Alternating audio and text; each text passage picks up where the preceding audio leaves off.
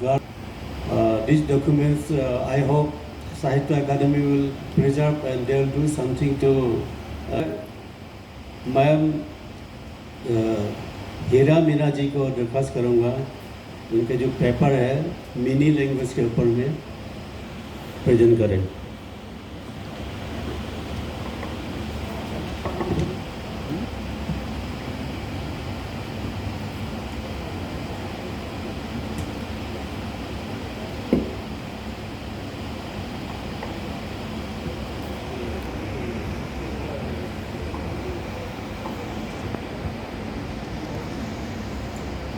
आप सभी को बहुत बहुत नमस्कार, आभार और अभिनंदन।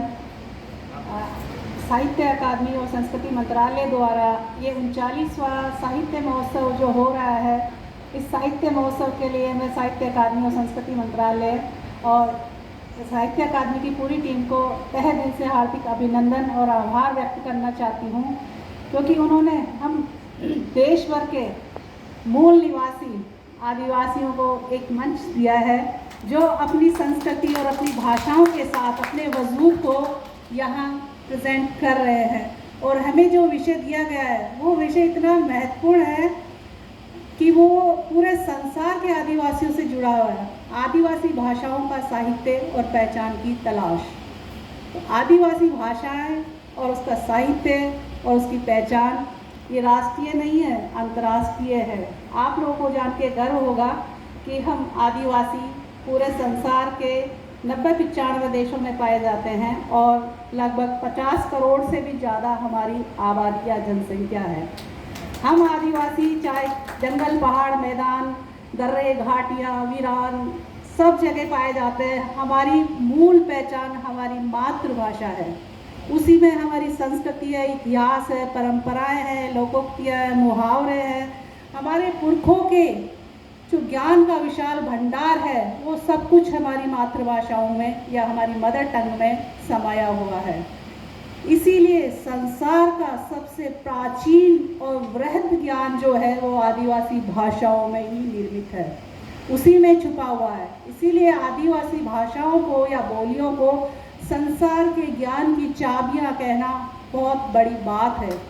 वो चाबियां, अगर आपको आदिवासी साहित्य से रूबरू होना है या आदिवासी साहित्य को जानना है तो आपको आदिवासी भाषाओं से गुजरना होगा। हमें मुख्य धारा के जो तथाकथित अपने आप को सभ्य, संस्कृतिवान या शाकाहारी कहते हैं, वो अपने ग्रंथों में हम आदिवासियों को किस कदर से दर्ज किए हुए हैं ये आज हम सब लोग जानते हैं। जबकि हमारे आदिवासी साहित्य में किसी और अन्य समाज या धर्म या संप्रदाय के बारे में ऐसे शब्दों का इस्तेमाल कभी नहीं हुआ है, क्योंकि आदिवासी संसार के वे लोग हैं या वे समुदाय या वे कबीले हैं या वे जनजातियां हैं जो हर चीज़ को महत्व देते हैं, चाहे जंगल, पहाड़, नदियाँ, कीड़े मकोड़े, जानवर, इंसान, सबको समान महत्व देते हैं। और यही हमारी टोटम या जीववादी संस्कृति की मूल पहचान है। हर आदिवासी, जैसे कल भी हमने आदिवासी साहित्य सम्मेलन में कविता पाठ के साथ सुना कि हम सबके अपने अपने टोटम या धराड़ी या कुल चिन्ह है जो प्रकृति और पुरखाओं से जुड़े हुए हैं। इसीलिए संसार की जो जीवन शैली है, जो जीवन दर्शन है, और अभी जो कोरोना काल में आपने मौत की महामारी में जो भयावह मौत का तांडव जो देखा है, उस तांडव से बचने के लिए आपने आदिवासी जीवन शैली को ही अपनाया है। उसी से आप बचे हैं, नहीं तो महानगरों से शहरों में आए, शहरों से गांवों की तरफ गए, महामारियों को लेके गए और गांव में जाके वो महामारी अपना थोड़ा प्रभाव दिखा के समाप्त हो गई। क्यों?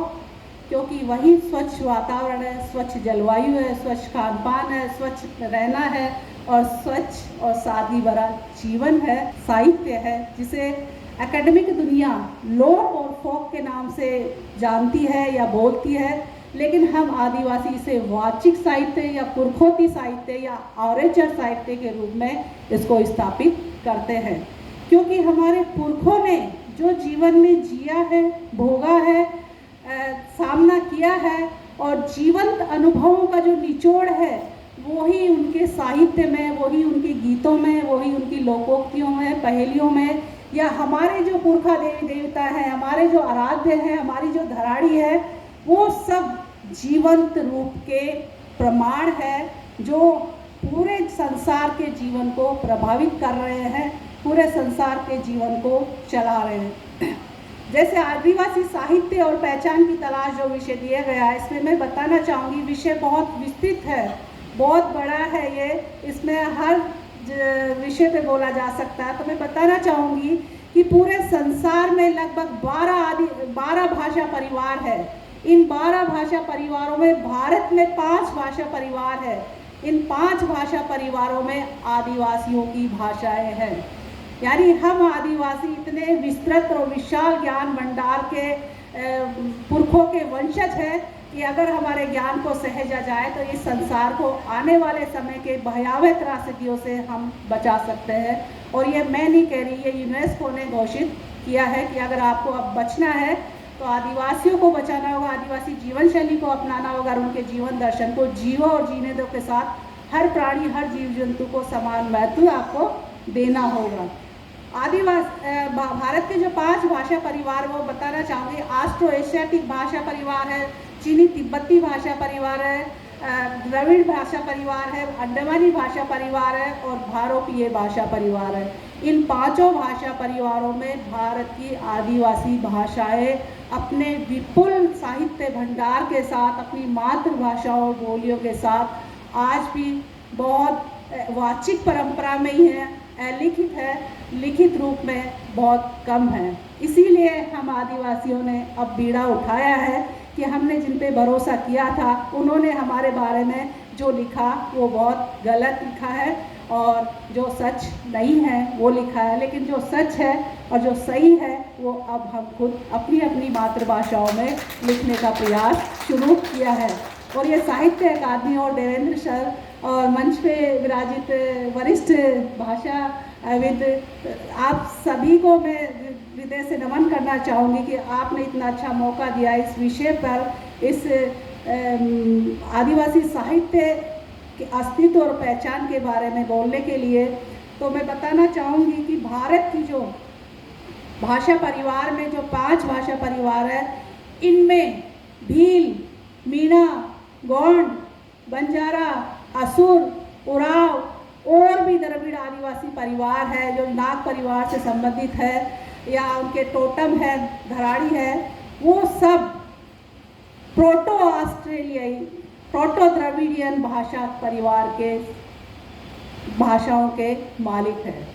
हमारी भाषाओं को आर्य भाषा परिवार में जोड़ दिया गया है, लेकिन आर्य भाषाएं बाद की भाषाएं हैं और आदिवासी भाषाएं सबसे प्राचीन भाषाएं हैं। इसको कई विद्वानों ने, कई इतिहासकारों ने अपने अपने मंतव्यों से स्पष्ट रूप से अपने अपने ग्रंथों में स्थापित किया है। हमारा संबंध 2-2.5 हज़ार साल पुराना नहीं है, हमारा संबंध हजारों लाखों साल पुराना है।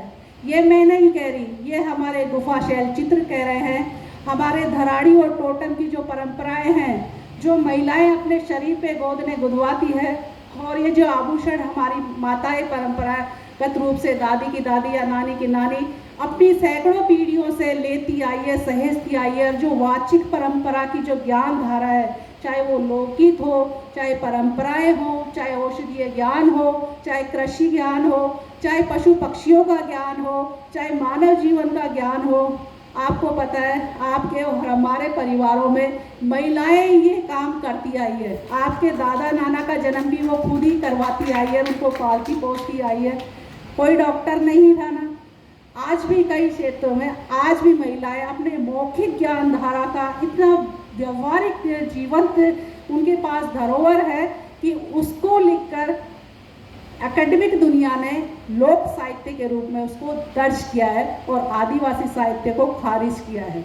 जबकि लोक साहित्य आदिवासी साहित्य की एक कॉपी है, उसी का अनुकरण करके लोक साहित्य या फोक साहित्य के रूप में अकादमिक दुनिया उसको स्थापित करी है।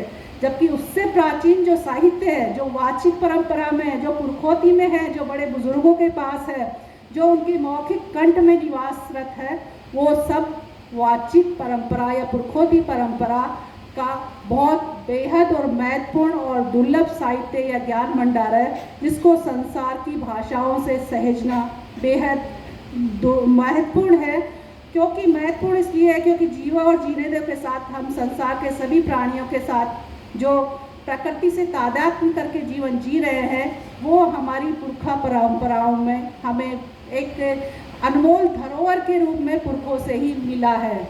इसीलिए हम आदिवासी हर क्षेत्र में, आप देखिए हिमालय से भी है, मतलब अरुणाचल से भी है, मेघालय से भी है। आप हम सबको देखकर पता लगा सकते हैं कि हमारा जो प्राकृतिक वातावरण है वो कैसा होगा, ठंडा है या गर्म है। हम रेगिस्तान में रहते हैं या मैदान में रहते हैं। मैं थार तटीय सागर से हूँ, मरुस्थल से हूँ, तो मेरा पहनावा कैसा है, मेरी बोली भाषा कैसी है, हमारा खान पान कैसा है। प्राकृतिक रूप से हमारा जो खान पान है, जो पहनावा है, हमारी जो संस्कृति है, वो सब उसी तरीके से प्रभावित है। और ये भारत की विविध संस्कृतियों का, विविध भाषाओं का, विविध बोलियों का एक अद्भुत जो संगम है, वो हम मूल आदिवासियों की वजह से ही है। क्योंकि सबसे पुराने बाशिंदे हम आदिवासी ही रहे हैं, उसके बाद बाकी और लोगों ने यहाँ अपना अपना स्थान किया।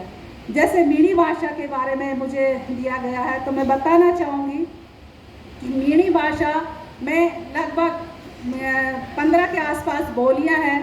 उन बोलियों के नाम मैं बताना चाहूँगी। जगरोटी मीणी, माड़ी मीणी, पचवारी मीणी, डांगी मीणी, काठेड़ी मीणी, आतरी मीणी, तलेटी मीणी, नागरचाली मीणी, बावन हाथोड़ी मीणी, ढूंढाड़ी मीणी और मेवाती मीणी। इनमें से 4 भाषाओं पे भाषा सर्वेक्षणों ने कार्य किया है, जो जिसमें जगरोटी, माड़ी, ढूंढाड़ी और बावन हाड़ौती के बारे में लिखा है। लेकिन सबसे बड़ी विडंबना है कि भारत में 2 भाषा सर्वेक्षण हुए, ग्रेसन के द्वारा और प्रोफेसर गणेश नारायण दास देवी के द्वारा। ग्रेसन जी ने आज़ादी से पहले भाषा सर्वेक्षण किया था, उसमें 179 भाषाओं का जिक्र किया है कि भारत में 179 भाषाएं हैं। जबकि प्रोफेसर गणेश नारायण दास देवी ने अपने व्यक्तिगत अनुभवों से भाषा प्रेमियों को साथ लेकर 3500 भाषा प्रेमियों को साथ लेकर भारत में लोक भाषा सर्वेक्षण करके सिद्ध किया कि भारत में 780 भाषाएं पाई गई है, जिनमें से 400 भाषाओं का अस्तित्व बेहद खतरे में है। तो बेहद खतरे में जो भाषाएं हैं वो आदिवासी भाषाएं हैं, क्योंकि आदिवासी भाषाओं पर काम कहीं पर भी नहीं हो रहा और वो वाचिक रूप में है। और वाचिक रूप में होने की वजह से जैसे शिक्षा का प्रभाव, आधुनिकीकरण है, तकनीकीकरण है, या रोजगार है, या विस्थापन है, या संस्कृतिकरण है, या सत्ता का वर्चस्व है, या वर्चस्ववादी लोगों का प्रभाव है, उन सब के कारण आदिवासियों की भाषाएं विलुप्त होती जा रही है, खत्म होती जा रही है।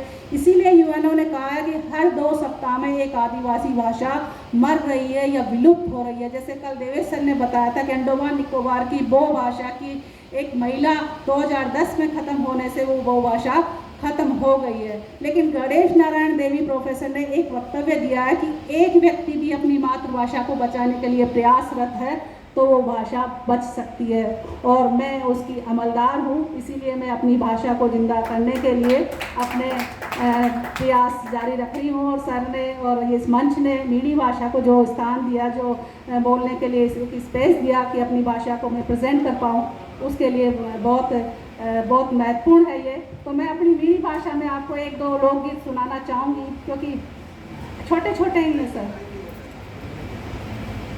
मीणी भाषा में जी 4 दिशाओं में हमारी भाषाओं को कहा जाता है।